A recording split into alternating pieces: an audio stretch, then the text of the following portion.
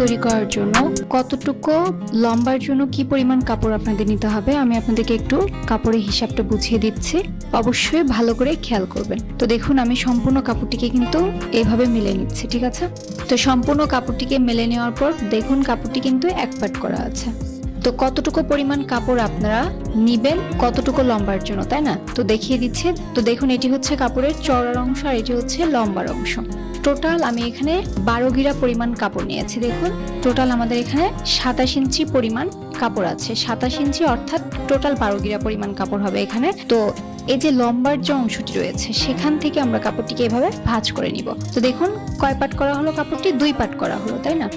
তো দেখুন কাপড়টি কিন্তু একবার ভাঁজ করে 2 পাট করা আছে, তাই না? তো আমি যার জন্য প্যান্টটি তৈরি করব তার প্যান্টের লম্বা হচ্ছে 10 ইঞ্চি পরিমাণ। তো আমি এখানে 10 ইঞ্চি পরিমাণ কাপড় নিব এবং তার সঙ্গে আরো 3 ইঞ্চি নিব এক্সট্রা ইলাস্টিকের জন্য। তাহলে কত হচ্ছে? টোটাল 13 ইঞ্চি পরিমাণ। এবং তার সঙ্গে আরো হাফ ইঞ্চি নিব এক্সট্রা সেলাই করার জন্য। তাহলে কত হচ্ছে? এখানে 13.5 ইঞ্চি পরিমাণ কাপড় কিন্তু আমাদের হয়েছে। তো 13.5 ডাবল কত হচ্ছে? 27 ইঞ্চি পরিমাণ, তাই না? তো আপনারা এইভাবে কাপড়ের হিসাবটা বের করবেন যে আপনারা প্রথমে দেখবেন যে আপনাদের বাচ্চাদের প্যান্টের লম্বা আপনারা কতটুকু নিতে চান, ঠিক আছে? তো তার সঙ্গে আপনারা ইলাস্টিকের জন্য যদি চিকন ইলাস্টিক ব্যবহার করেন সেক্ষেত্রে 2 ইঞ্চি পরিমাণ এক্সট্রা নেবেন, আর তাই না? তো দেখুন কাপড়টি কিন্তু একবার ভাঁজ করে 2 পাট করা আছে, তাই না? তো আমি যার জন্য প্যান্টটি তৈরি করব তার প্যান্টের লম্বা হচ্ছে 10 ইঞ্চি পরিমাণ। তো আমি এখানে 10 ইঞ্চি পরিমাণ কাপড় নিব এবং তার সঙ্গে আরো 3 ইঞ্চি নিব এক্সট্রা ইলাস্টিকের জন্য। তাহলে কত হচ্ছে? টোটাল 13 ইঞ্চি পরিমাণ। এবং তার সঙ্গে আরো হাফ ইঞ্চি নিব এক্সট্রা সেলাই করার জন্য। তাহলে কত হচ্ছে? এখানে 13.5 ইঞ্চি পরিমাণ কাপড় কিন্তু আমাদের হয়েছে। তো 13.5 ডাবল কত হচ্ছে? 27 ইঞ্চি পরিমাণ, তাই না? তো আপনারা এইভাবে কাপড়ের হিসাবটা বের করবেন যে আপনারা প্রথমে দেখবেন যে আপনাদের বাচ্চাদের প্যান্টের লম্বা আপনারা কতটুকু নিতে চান, ঠিক আছে? তো তার সঙ্গে আপনারা ইলাস্টিকের জন্য যদি চিকন ইলাস্টিক ব্যবহার করেন সেক্ষেত্রে 2 ইঞ্চি পরিমাণ এক্সট্রা নেবেন, আর যদি মোটা 1 ইঞ্চি চওড়া ইলাস্টিক ব্যবহার করেন সেক্ষেত্রে 3 ইঞ্চি পরিমাণ এক্সট্রা আপনাদের কাপড় নিতে হবে এবং তার সঙ্গে আরো হাফ ইঞ্চি পরিমাণ এক্সট্রা নেবেন, ঠিক আছে? এবং নেওয়ার পর দেন আপনারা ডাবল করবেন। টোটাল আপনারা মেজারমেন্টটাকে ডাবল করবেন। ডাবল করার পর যা পরিমাণ আসবে সেই পরিমাণ কাপড় আপনাদের এখানে নিতে হবে। আশা করি বুঝতে পেরেছেন। তো দেখুন আমি এখানে কাপড়টিকে লম্বার যে অংশটি রয়েছে সেখান থেকে কাপড়টিকে ভাঁজ করতে হবে। তো ভাঁজটি করার আগে এখান থেকে আমরা 4 ইঞ্চির একটি মার্কিং করব। এখানে কলি অ্যাটাচড হবে এবং পায়ের যে মোহরির অংশ রয়েছে সেখানে আমরা পট্টি অ্যাটাচড করব। তো এখান থেকে আমরা 4 ইঞ্চি পরিমাণ কাপড় বাদ রেখে এতটুকু পরিমাণ কাপড় আমরা এভাবে ভাঁজ করে নিব। ডাবল ভাঁজ করে নিচ্ছি, তাহলে আমাদের কাপড়টি 4 পাট করা হলো, তাই না? তো এখন আমরা কি করব? অতিরিক্ত যে অংশটি রয়েছে সেই অংশটি কাটিং করে নিব। তো কাটিং করে নিয়েছে। কাটিং করার পর দেখুন একটি অংশ কিন্তু এরকম বন্ধ থাকবে, তাই না? তো বন্ধ যে অংশটি রয়েছে সেই বন্ধ অংশটি কাটিং করে আমরা আলাদা করে দিব। ঘটি প্যান্ট তৈরি করা কিন্তু খুবই সহজ। এতটুকু অংশই কিন্তু কাটিং করতে হবে, আর কিন্তু কোনো কাটিং নেই। আর আরেকটি জিনিস আপনাদেরকে আরেকটু ভালো করে বোঝানোর জন্য কাপড়টিকে আমি আমার দিকে ঘুরিয়ে নিয়েছি। ঘুরিয়ে নেওয়ার পর দেখুন আমি এখানে টোটাল কতটুকু পরিমাণ লম্বা নিয়েছি কাপড়টি। আমি এখানে 13.5 ইঞ্চি পরিমাণ লম্বা নিয়েছি। 3 ইঞ্চি পরিমাণ নিয়েছি ইলাস্টিকে লাগানোর জন্য, আর 10 ইঞ্চি পরিমাণ নিয়েছি আমি এখানে প্যান্টের লম্বা, আর হাফ ইঞ্চি নিয়েছি এক্সট্রা সেলাই করার জন্য। টোটাল আমি এখানে 13.5 ইঞ্চি পরিমাণ কাপড় নিয়েছি, ঠিক আছে? তো এখান থেকে বাঁকা যে অংশটি রয়েছে সেই অংশটি আমাদের কাটিং করে সোজা করে দিতে হবে। এখানে আমি 3 বছর বয়সী বাচ্চাদের জন্য প্যান্টটি তৈরি করব। আপনারাই কিন্তু সেম পদ্ধতি ফলো করে যে কোনো বয়সী বাচ্চাদের জন্য এই প্যান্টটি তৈরি করতে পারেন। এখন বাড়তি যে কাপড়টুকু ছিল সেই কাপড়টুকু দিয়ে কলি কাটিং করব। তো কাপড়টিকে আমি এরকম করে মেলে নিব। মেলে নেওয়ার পর এখান থেকে 4 ইঞ্চি পরিমাণ লম্বা এবং 4 ইঞ্চি পরিমাণ চওড়া নিয়ে এরকম কোনাকুনি কাপড়টিকে কাটিং করে নিব। দেখুন এরকম কোনাকুনি কাপড়টিকে ভাঁজ করে নিয়েছে। এখন কাটিং করে নিব। তো এখন আমি আপনাদেরকে সেলাইটি করে দেখাবো। তো সেলাইটি করার প্রথমে আপনাদেরকে একটু দেখিয়ে দিচ্ছি। এখানে আমি দুটি পায়ের জন্য পট্টি কাটিং করে নিয়েছি। তো পট্টিটি চড়া নিয়েছি 1.5 ইঞ্চি পরিমাণ, আর লম্বা রয়েছে যতটুকু আপনাদের বাচ্চাদের পায়ের রানের মাপ নেবেন তার থেকে 1 ইঞ্চি বাড়িয়ে, ঠিক আছে? তো আমাদের এখানে পায়ের মোহরি হচ্ছে 14, তার সঙ্গে আরো 1 ইঞ্চি বাড়িয়ে নিয়েছি, 15 ইঞ্চিতে মার্কিং করে নিয়েছি। আশা করি বুঝতে পেরেছেন। তো আমি এখানে কাপড়টিকে 1 পাট করে নিয়েছি। তো এই পাটে যেভাবে কুচিটি বসাবো একই রকম ভাবে কিন্তু অপর পাটেও কুচিগুলো বসিয়ে নিতে হবে। তো প্রথমে আমরা কাপড়টিকে উল্টো সাইডে রেখে 2 বার কাপড়টিকে চিকন করে ভাঁজ করে এর উপরে সেলাই বসিয়ে দিব।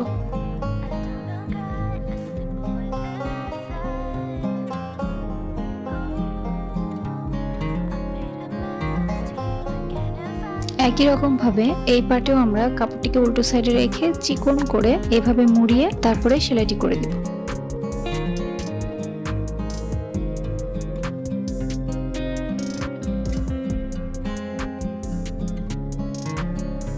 দেখুন দুটি পার্টে কিন্তু আমাদের সেলাইটি বসানো কমপ্লিট হয়ে গিয়েছে।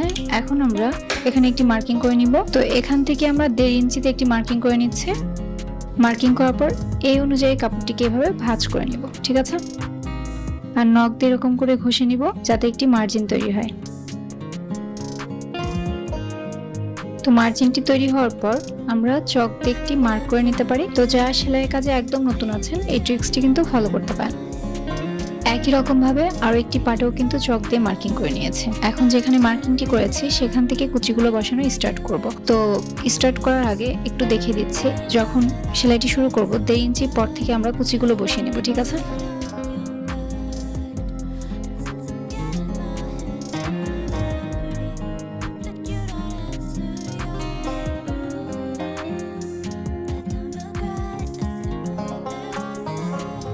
যখন আমরা একদম শেষ পয়েন্টে আসব ঠিক তখনও কিন্তু প্রায় 1.5 ইঞ্চি পরিমাণ কাপড় বাদ রেখে আমাদের কুচিটি বসানো শেষ করতে হবে।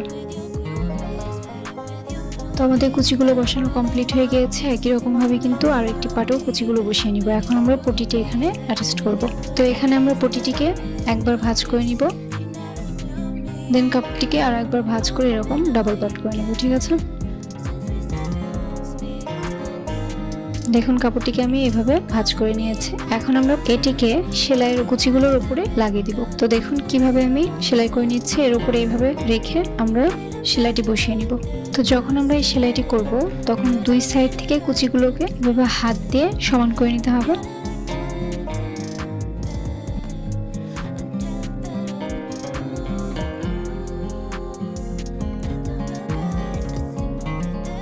দেন এই সাইডেও আমাদের সেলাইটি করে নিতে হবে।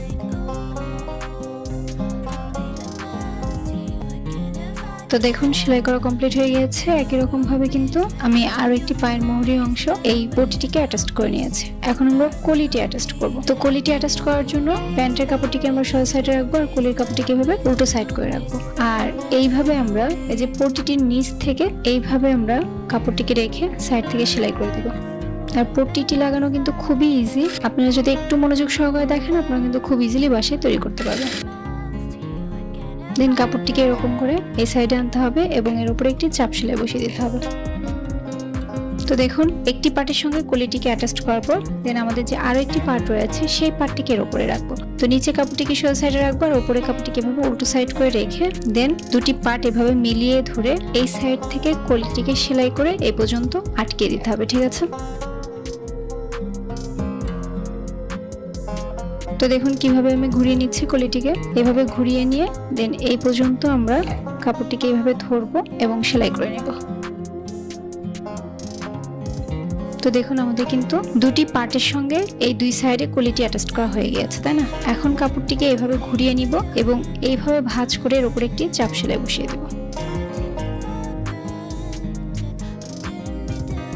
তো দেখুন দুই সাইডে কিন্তু লাগানো কমপ্লিট। এখন আমরা কাপড়টিকে দেখুন একটু খেয়াল করে যে কোনো এক সাইড, এই সাইড অথবা এই সাইড, যে কোনো এক সাইড থেকে কাপড়টিকে এভাবে ভাঁজ করতে হবে।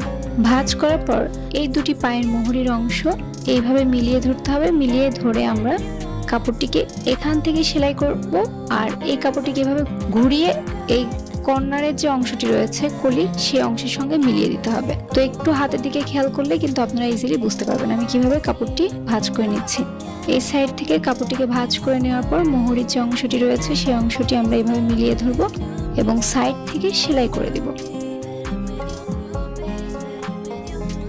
তো দেখুন এইভাবে এখন কাপড়টিকে ঘুরিয়ে নিয়ে কলির এই কর্নার পর্যন্ত মিলিয়ে দিব।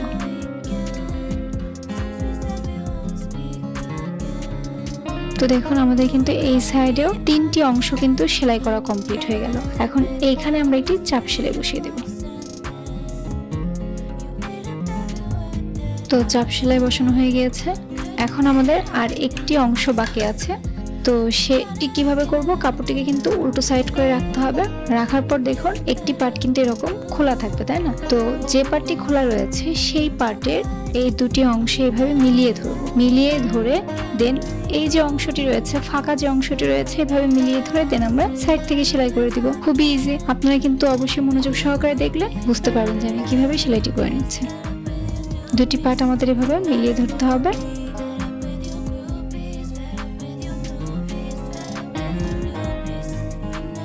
দেন এই দুটি পয়েন্ট ভালো করে মিলিয়ে ধরে আমরা সেলাই করে দিব।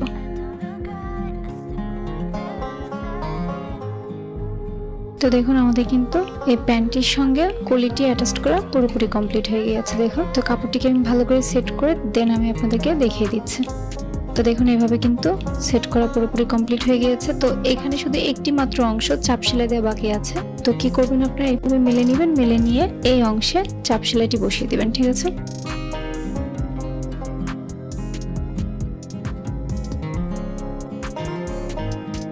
তো দেখুন কলিটি লাগানো কমপ্লিট হয়ে গিয়েছে। এখন আমরা ইলাস্টিক অ্যাটাচ করব। এর জন্য কাপড়টিকে এরকম করে মেলে নিব এবং উল্টো সাইডে কাপড়টিকে একবার ভাঁজ করে এর উপরে সেলাই বসিয়ে দিব।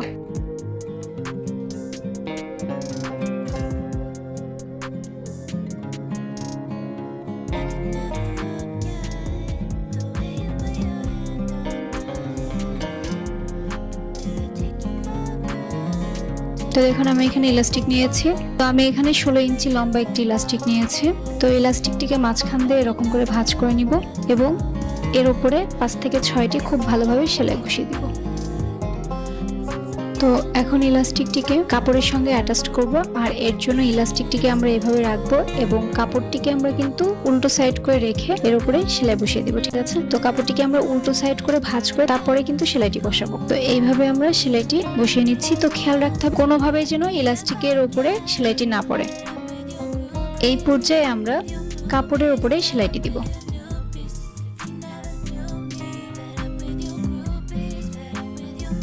যখন আপনারা দেখবেন যে কাপড়ের তুলনায় ইলাস্টিকের পরিমাণ কম, তখন আপনারা এইভাবে ইলাস্টিকটিকে বের করে নেবেন। ঠিক আছে?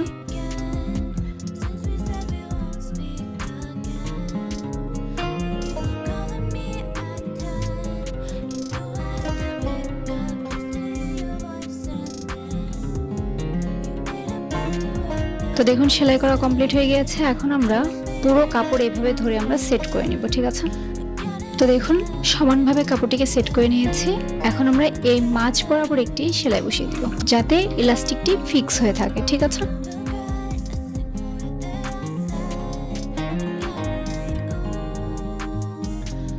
তো আমাদের কিন্তু ইলাস্টিকটি অ্যাটাচ করা পুরোপুরি কমপ্লিট হয়ে গিয়েছে। তো আমি আপনাদেরকে ফাইনাল লুকটি দেখাচ্ছি যে আমাদের প্যান্টটি কেমন হলো।